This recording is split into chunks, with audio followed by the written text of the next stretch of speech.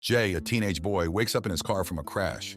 He staggers out of the vehicle while sirens are heard in the distance. Cops quickly handcuff him and take him away as a storm approaches. A few months earlier, Jay works at his job at the convenience store, restocking products. A drink suddenly rolls by itself at the side, prompting Jay to investigate. When he checks the drink, someone appears from behind. Jay immediately thinks that the store is about to be robbed, but it's just his friend Amira playing a prank on him. Amira tells him she was sent to the store to buy some food and asks Jay if he's coming to the party tomorrow. Jay asks if a guy named Brock will be at the party, but Amira assures Jay not to worry about him.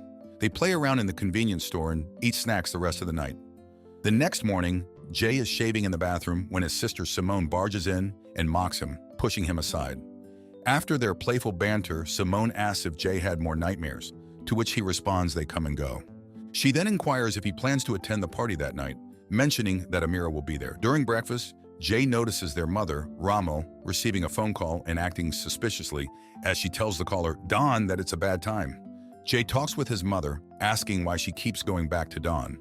Ramil simply tells him that life is complicated and people can learn from their mistakes.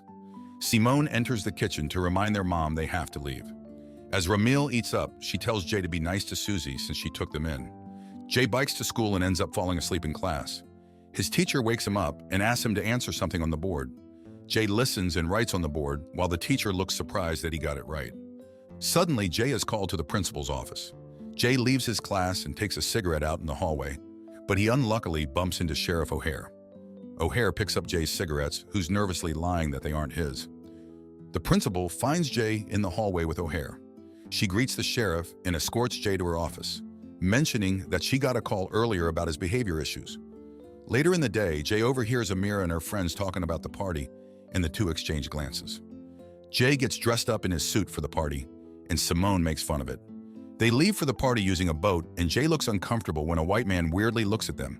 Simone tells Jay to give the new town a chance, but Jay points out how it's weird they're the only black people around. Jay expresses his desire to leave and never come back, but Simone reminds him that they're there because of him. She comforts him by pointing out the beautiful scenery and tells him to focus on the positive things instead of the negative. They soon arrive at the party, but Jay is immediately made fun of by Brock for looking like a pastor. Simone talks back to Brock and says she invited her brother to the party. When Jay gets drinks, he's suddenly jump-scared by Amira, who's dressed in a ghost costume. Jay rizzes her up, saying she looks better without the ghost costume. They sit outside and have a smoke, but Brock spots them and quickly approaches. He asks Amira what she's doing with the teen, to which Amira replies that they're just hanging out. Brock ignores her words and pulls Amira away, but Amira complains that they're not together anymore. Jay tries to help Amira, but Brock intimidates him.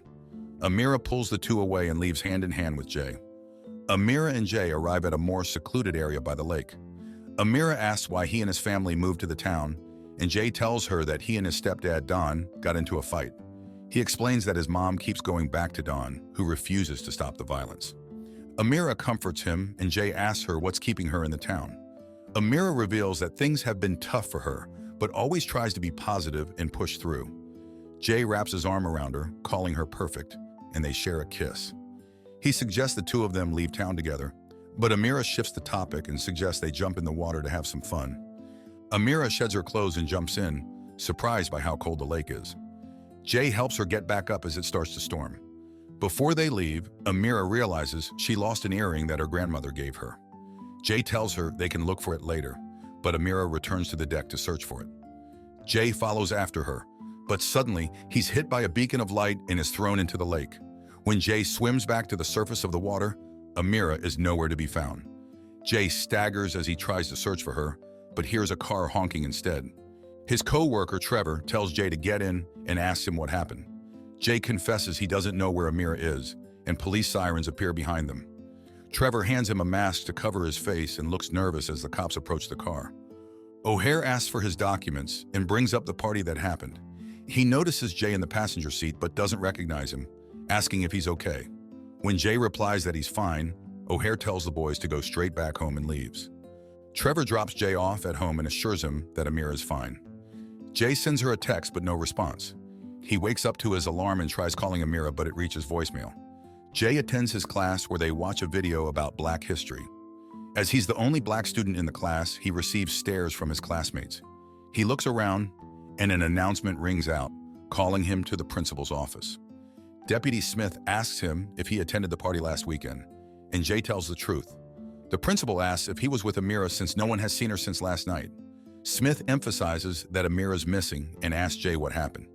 Jay tells them that she was gone when he got out of the water and expresses concern for her.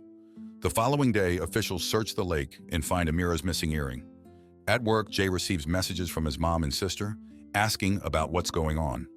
Trevor tells Jay that their boss suggests he take the rest of the day off since word about Amira has already gone around. Trevor asks Jay what happened at the lake since everyone is asking questions. Jay recalls what happened, but Trevor thinks he's just telling the same story he told Jay before about a woman disappearing by the lake, the Clemmy Crane disappearance. The two get into an argument, and Trevor makes a rude comment about the reason why others don't trust black people. He says that he thought Jay was different, causing Jay to get disappointed by his racism and leave. Jay angrily takes his things and leaves his shift.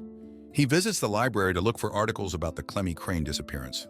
The librarian leads him to the private section of the library and hands him papers from news archives. Jay reads through the newspapers and does his research.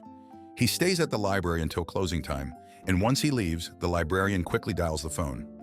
Jay visits a man named Tim who was involved in the Clemmy Crane disappearance. But Tim is threatened by Jay's presence and arms himself with a bat. Jay quickly explains he needs help and reveals what happened the night Amira went missing. Tim leads him inside and into the basement. Jay proceeds with caution, worried that he might have encountered Dahmer 2.0. Jay and Tim enter a dark room with photographs and articles everywhere. Tim explains that what they're dealing with is bigger than what cops are capable of. Tim recalls the story of when he was a child, taking pictures at the lake, and saw O'Hare trying to advance on Clemmy. He explains that Clemmy attacked the sheriff to get away, but ran into a dead end. When O'Hare caught up with her, it started storming and blue lights abducted Clemmy. O'Hare spotted Tim as a witness, so he confiscated Tim's camera and pictures. Tim reveals that O'Hare didn't take the photos from his pocket and hands it to Jay. He tells Jay to keep the pictures and warns him of the rabbit hole he's about to get into. After Jay visits Tim, he sneaks into O'Hare's home. Jay finds a loose vent, but before he can open it, a car pulls up on the driveway. O'Hare enters his house but finds something off. He wakes his father up and informs him that they've got the evidence needed and only have to find Jay. The two argue about the case. O'Hare's father says he doesn't care whether Jay is innocent or guilty as long as the town quiets down. He threatens to replace O'Hare from his position if he doesn't listen, and O'Hare retires to his bedroom. Jay quickly hides under the bed before O'Hare enters. Feeling sick, O'Hare goes to the bathroom to vomit. Jay notices something sticking out of the vent and takes the opportunity to check it. He finds Tim's old camera and photos and quickly exits, leaving the vent open. He tries to sneak past O'Hare's father, but the floor creaks and O'Hare's father instinctively grabs his shotgun to aim at Jay. Jay notices that his eyes are closed and doesn't see him. O'Hare exits the bathroom and finds Jay's cigarette pack on the ground, as well as the open vent. Jay throws a shoe across the room to distract Peepaw and make his escape. O'Hare is alerted by the shotgun and rushes downstairs. Peepaw chases him with his gun, but Jay gets away before a bullet can land on him. Cops visit Jay's home to inspect and ask the family questions. O'Hare looks through Jay's room as Jay returns home. He sees the cops surrounding his house and leaves. In the morning, he receives voicemails from his family and the deputy after not returning home last night. Jay cries as he listens to the voicemails, but focuses when he hears sirens in the distance. He receives a text from Trevor asking to meet with him, but Jay is baited and gets chased by Brock and his friends. The guys corner him and beat him up when Jay tries to defend himself. Brock asks about Amira's whereabouts, but Tim arrives in time to rescue Jay. Tim brings Jay home and Susie asks where he's been. Jay slams the door on her, causing Susie to get angrier at him. Jay leaves the bathroom and shoves her away, and Susie mentions that Don warned her about him.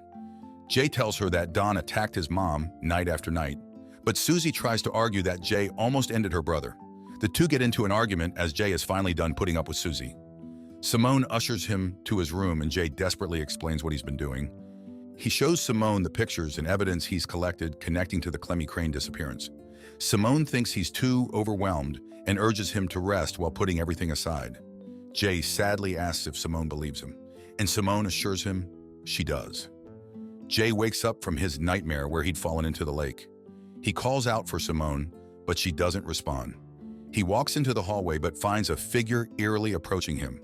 His mouth is shut and he's unable to scream, resorting to hiding back in his room. Jay wakes up from his true nightmare as Simone rushes to pack his things. She tells him he needs to leave since Brock and his gang are outside, ready to attack him. Jay assures Simone that he'll be okay, but Simone stops him and says otherwise.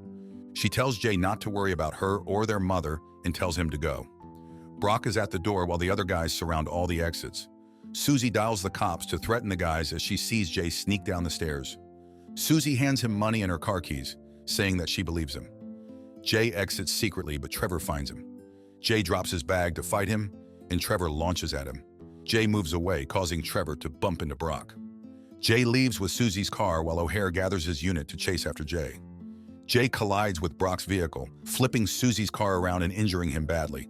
The cops quickly handcuff Jay and detain him. In the cop car, Jay has flashbacks about his past and what his life could have been with Amira as a storm comes in. He wakes up inside the interrogation room where O'Hare constantly asks him what happened to Amira.